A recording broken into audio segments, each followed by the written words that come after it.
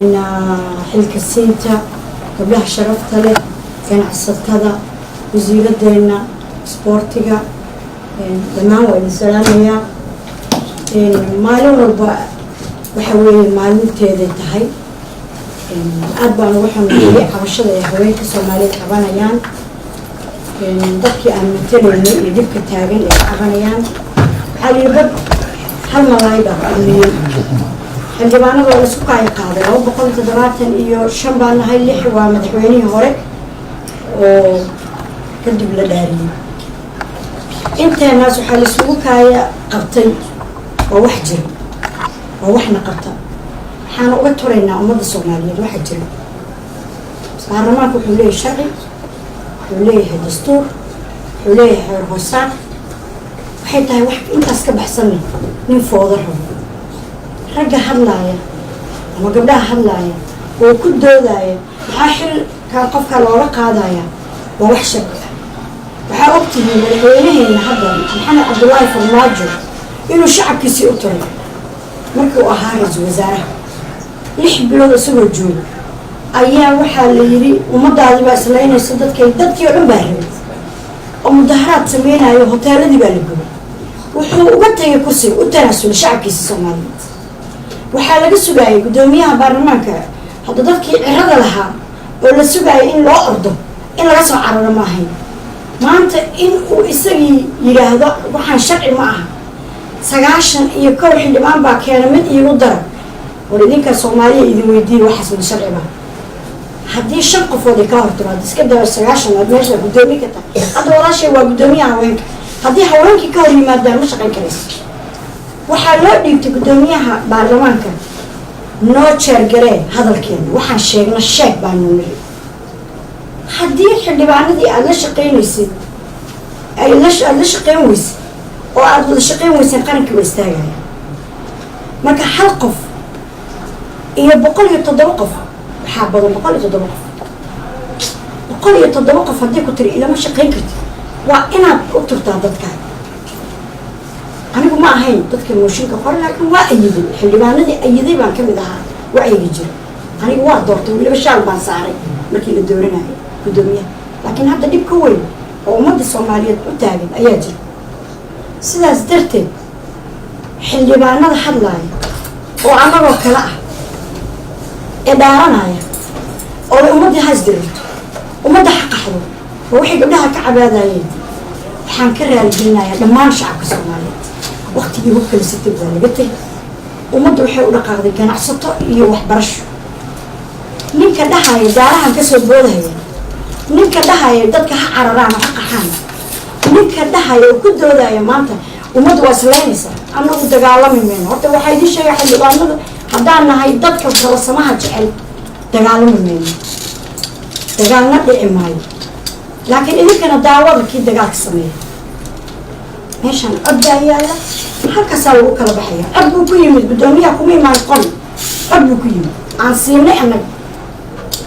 maantana codkii waa la qaadaya wax problema oo jira ma jirto shacabkii la qaxiyo la marin habaabiyo la baabiyo waddanka ma aha mana u dulqaadan karayno intaa ka badan anigu waxaan qabaa shacabka inay hadlaan oo yidhaahdaan bal xildhibaanka dhaaranayo la dadka ha qaxaan oo ha dagaalamaan oo ha isku dhacaan oo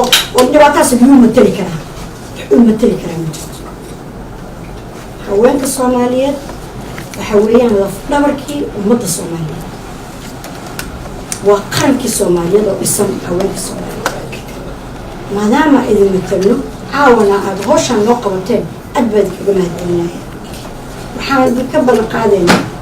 in annaga wanaagga wadna aynan meeshaas dhibaato ka sameeyno baan idinka ballan qaadaynaa idinkana inaana taageertaan oo nagu taageertaan waxa jira sharci nagu taageera iyo dastuur nagu taageera idinma lihin wax gardara nagu taageera midnahay waxa sharcigaa nagu taageera buugga loo qortay oo dastuurka ah iyo xeer hoosaadka waxaa loo qoray in waddanka lagu kala hadlo war amisom baa naloo keenay in annaga nala kala celiyo maxaan samayn karnaaba annaga waa nala kala hayaay waa nala kala celina haddii kala hora nimankaan qaylinaayo dadka layn lahaayeen ilaahay baa amisom noo keenay anigu siday la tahay waa la dagaalami lahaa dee nimankaan hadda dhaaranayo le dadka hadalaayo qoryaa la sitaayo bambaha la tuuro ummadda ha qacdo يا هدي سأمس جوجن يا نقعد لها وإن دب لو فيريا رجت سلا وهاللايا أو ده هاي أمضى هذا قالنت دلنيرة مساكين قاركود هذا يهرتاجين كاميرا ده يستان وأنا قلنا هالعرينا يا شقة هيان وحال روا إن الشيء نيك سلا وهاللايا وحال روا إن فرموا قاقف كدي لا هلا كعوي شعب كل وفانا وإذنك إذنك كم إيمان إذنك وا هياليننا نيك إذنك عنا وحبي إذن معي وكرسي الرادس أنا يبي شيء كرسي بالرادنا يا معيشة بالرادنا يا وقولي وحسب وقعت بالرادنا يا أفضل من أنا قاعد أحلل أو شيء لنا تذكر يعني قلبي يخلق جوا قلب معها المشكلة كان قلب معها إلا ظهر المادة ورغم هو صحنا لكن مش مادة ولي لا هذه متشجرين كتير أبكي وانكابدي وادي قبض وأنت سكين marka waxaan ku soo noqonayaa haweenka iyo wasiiradeena iyo gudoomiyaha haweenka qaranka sida ay ugu taageertiin shacabkiina iyo muxuu ahaa xilkasnimada aad sameyseen aad baa idinkaga mahadcelinayaa anagana waa idin garab taaganaa haddii ilaahay subaxii baa baarlamaanka la furayaa wax dhibaataa ma jirto gabar walba shaqadeeda ha aado wiil walba iskoolkiisa ha aado dalku waa sikuur wax walba dhibaataa ma jirto dowlad calana baa noo jirta وأكبحنا مكمل قاعد إسجيجين أفرت رتوقع قيل سنوات قانا وقولين كي وزير ده عبد الله وربها دنا إنه إرادة أنا ربا يمسوا عليه ما بتحس قف كي لعني وزير مين وأهرب لها نسي لكن هذا هم مقالنا ولا شيء أيه سوء مترس وكل شقينا يا وإن سلاس اللي سكدها ما أنت أنا هيبرين هذا هينس ما هنا شعبك حقوق أو نين وهنددوا إلى هذا هذا كرسي بيسين وأبناء تلفونها هرين كل جرال هذا كرسي بيسين سا كنترول هبل بيسين سا ما شفته دولة والدي بعد والدي قفل حول كلام ما شفته الشرعية وكلا بحنا مدحوينها يقول لها ما قالوا لها هل كاسوف ليا مدحوينها وحويني baarlamaanka sagaalaad waxaan weynay waxaan la xisaabtano kala xisaabtano ciidanka budgetkooda waxaan dhihi jirnay mar walba markii la keeno budgetka la keeno oo la ansixinayo war noo keena waxaan ansixino ciidanka garaadihiisa iyo qiimaha lacagta mushaarka u qaato noo keenaan ka weynay maanta laakiin madaxweynihii wala sameeyey maadaama asaga uu yahay astaantii qaranka wuxuu dhex fadhiistay ciidankii one by one buu u qoray وقرر وحيي أديكوا جراد هاد جوتا حاجات جوتا جوتا كترسنتاعي بوسني واحدة بوسكو قدام عيني نقدم مشاكل سبحانه يعني مجرد مشاكل اللي توسق قابنايا بحجر جرت مشاكل تاني إلى عيدهم باجرة أنجري وبين مشاكل القادم اللي وانا معطينا الحلوين بعد أحفر لستي وبريس كلاقناي ووحي عنايا لاقناي أو لصحضي أو هذا ستويتشي هاي كجران وأنا كبحين هاي وأنا بلن قاعد وأنا أبتهم أيضا يقرب إنه آدم جعيه وضيه وواحد دون سن إلا بابا ومدحوينها يرزو زارع اسقطدانه ولا سكماتو ولا سكو دحجرو وعاش لا شقينين مدحوينها waa ka sharaf badan yahay waa wadani waa nin qarana waa nin Soomaaliyeed ra'iisul wasaare u doortayna raali anaga ka shaqadooda wasaaradii saas ugu wareegaya وأنا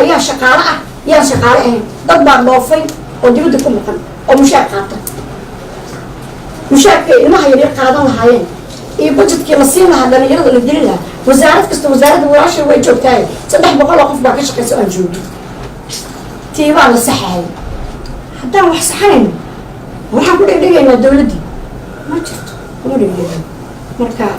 يعني هذا الكلب هو بدني هاي وأنا ديري هاي أدبان وما خلينا يا قبل ولا عليه إن وحن كفر حسنا إن الشعب ودالي وقرنا إيه والسياسيين صومالي إيه ودني قرني جعلي وأقولها يعني صومالي وودني أنا والله في عرضي دي واقع سبحانه وودني معنا ودن كي يبص على عرضي ودن كي ينشأ علينا برا عرضي مركا عرضي أنا رأيي كلام يدل تاجن ما أنت أنا دبعت السنة واجب معه